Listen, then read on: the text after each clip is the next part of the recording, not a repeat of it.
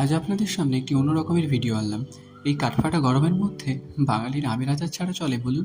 চলুন দেখে নিন আমের আচার বানাতে গেলে কী কী লাগে। Hello everyone, welcome to talkative টেল।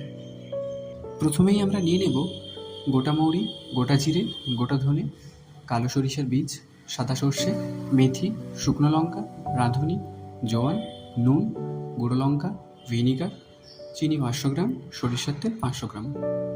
তো এটা আমি 3 কেজি আমের আচার বানানোর জন্য নিয়েছি। আপনারা পরিমাণ মতো অ্যাডজাস্ট করে নেবেন। প্রথমে এই সব মশলাগুলোকে রোদে দিয়ে অথবা একটুখানি ভেজে নিয়ে গুঁড়ো করে ফেলতে হবে শিলনোড়া অথবা হামানদিস্তায়। তো এই নুন, হলুদ, লঙ্কা মাখিয়ে রোদে রাখা আমকে কড়াইতে নিয়ে নিতে হবে এবং খানিকটা কষিয়ে নেওয়ার পরে তারপর আস্তে আস্তে গুঁড়ো মশলাগুলোকে অ্যাড করতে থাকতে হবে। তারপরে ওই 500 গ্রাম চিনি, স্বাদ মতো নুন দিয়ে অল্প আঁচে ঢেকে রাখতে হবে মোটামুটি 10 মিনিট। তারপর কড়াইটা নামিয়ে নিয়ে ঠান্ডা হয়ে গেলে বয়ামে ভরে নিন। রেডি আপনার আমের আচার। এরপর টেস্ট করে দেখুন, আশা করছি ভালো লাগবে। দেখা হচ্ছে পরের ব্লগে।